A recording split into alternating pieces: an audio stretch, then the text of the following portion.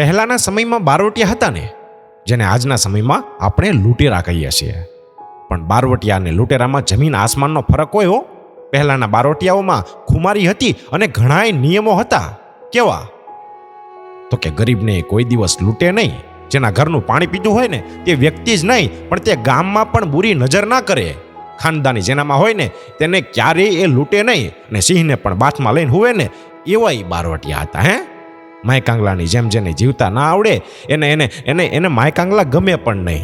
જ્યારે પોતાનો સગો ભાઈ પણ જો અવળા માર્ગે જતો હોય ને એટલે એનું પણ માથું ઉતારી લેવામાં એ અચકાય નહીં.